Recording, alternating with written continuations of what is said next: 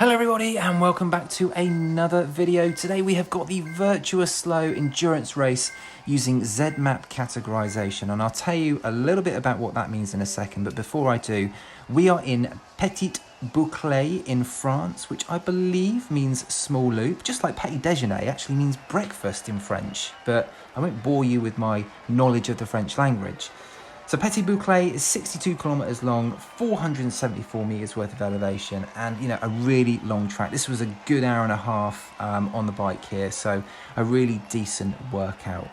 Now, as I said before, this race uses ZMAP as categorization. So ZMAP is an estimate of the maximal aerobic power between a 4 and 6 minute effort, which put me in category C, and I actually really like what VirtuSlo are doing. They're trying different things with the categorization, and I absolutely love it. Dejan is doing a great job. So yeah, keep it up. I'm absolutely enjoying these races very much. And actually it was a really, really close race. So it just goes to prove that the categorization, they are correct. So let's get into it. Really fun race this one. Had loads of attacks, had lots of talking points. So yeah, let's do it.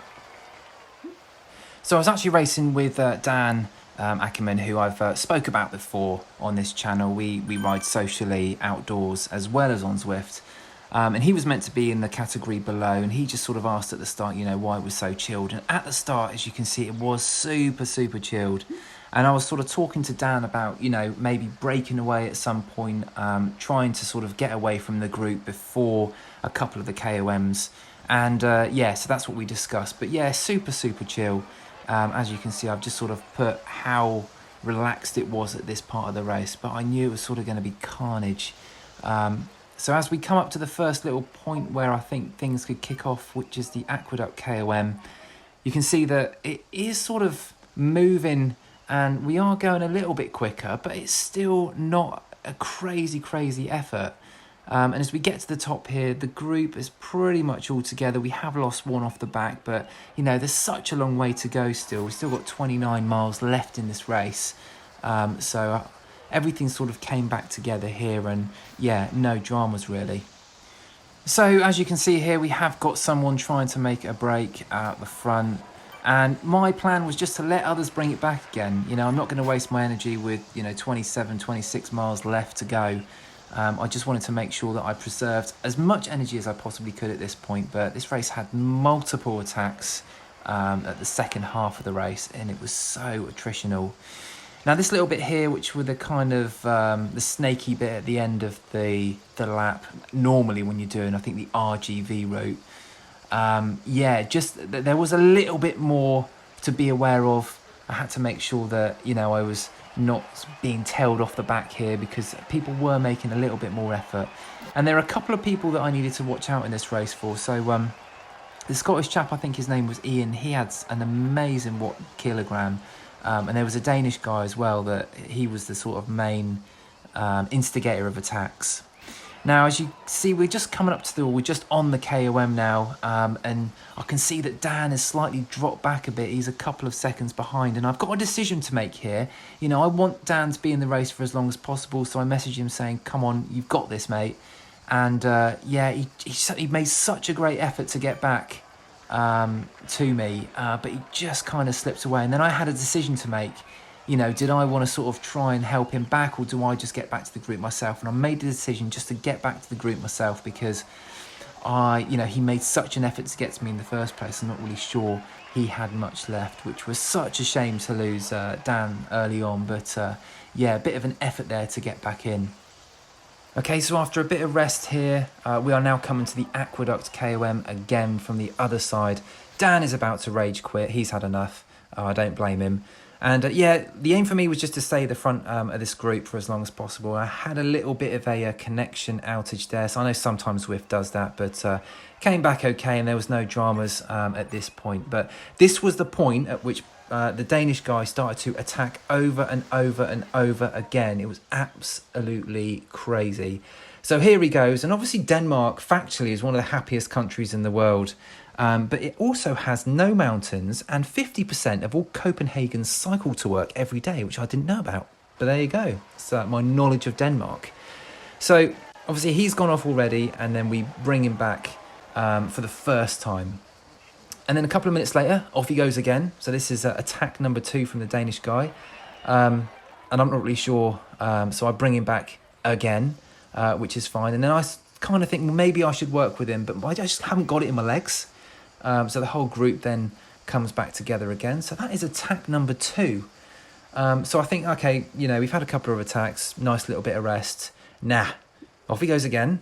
Attack number 3. And I'm just at this point, I'm like giving him a lot of credit because he is trying something completely different. He obviously wants away on the flats, which is, you know, absolutely fine, but he's brought back again. So attack number 3 dealt with, and I'm now pretty sure we're going to get some rest because I know that we've got the KOM coming up at the end. Yeah, just going to try and sit in here and recover the best I can. But no, here we go again. Attack number 4. Off he goes into the distance, and I'm really not chasing him back this time, but then somebody else goes, and I'm thinking that I will need to bring him back. So there you go, brought back again, and this is just like really attritional. Dan is out of here. He's had enough at this point, and pretty much I have too, if I'm honest with you, after that attack. So yeah, there you go. We've got another attack here from somebody else, which is absolutely fine. So that manages to get brought back pretty easily. But there is our Danish friend again, off the front with another attack. And, you know, what I'm scared about is half the group splitting. So I do need to jump onto this, which I do. And eventually we get brought back together as a pack. So, yeah, I'm thinking probably that's the end of the attacks now. Because, you know, there have been quite a few. I think that's either 5 or 6. And I know that we're near to the KOM, but no, just one more for luck. Off he goes again. So we all chase him down this time. I'm just, you know, I don't want to get to the front of this group. You know, I've had enough chasing down now. But what an amazing effort from the Danish guy to do all of those attacks. And yeah, just want to say fair plays to him. That was like really, really, you know, a really amazing effort. So again, a bit closer here to the final KOM, just trying to sort of save, you know, as much energy as I possibly can, and just prepare myself for what's to come. So here we are, we've just started the KOM then, and yeah, I'm just going to hold the best I can in this group. Someone's gone off the front there, but I'm pretty sure they're not in our category now. They're a cat ahead, so that's fine. So yeah, I know there's going to be sort of some surging and then sort of recovering in this group. And I think if I can just make it to the top of this, I've got a pretty good chance of finishing the race in a really decent position, because I have got a sprint. It's not an amazing sprint, but I have got one. So we're just getting to the top here, and somebody manages to make a little breakaway and get a little gap. 7 seconds they had just at the top there, and it was just too much for the group to bring back. And so there's a couple of us now with not very long to go, and I'm thinking, okay, well, first place is now gone. I'm pretty sure I can, you know, I can take second place. I just need to time this right, sort of get in my normal position, ready to start the sprint. And yeah, I just mistimed this. I just mistimed it. I should have gone about 2 seconds ago, but by the time I'd stood up and gone for it, everyone else is pretty much there, and there's no way I'm getting second place. And I crossed the line in 6th position. So I'll be honest with you, absolutely gutted that I finished in 6th in the end, because I felt like I had a really, really decent race. And as you can see on screen, I'll just put my Zwift power up. You can see that I had a pretty good, you know, overall race watts per kilogram, but maybe I didn't race very smart this time. You know, maybe I should have sat in a little bit more, and just, you know, let others chase back. But I don't know, I wanted to sort of be on the front foot. You know, it's not the end of the world. I really enjoyed this race, and, you know, the fact that all of us pretty much finished together, you know, definitely shows that the categorisation, you know, is working. So kudos once again to Dejan. As you can see there, the look on my face, I'm absolutely gutted. But you know, an enjoyable race nonetheless. And don't worry, Ollie, there'll be other times where you might win a race or even get better. Anyway, guys, hope you've enjoyed this one, and I'll see you on the next one.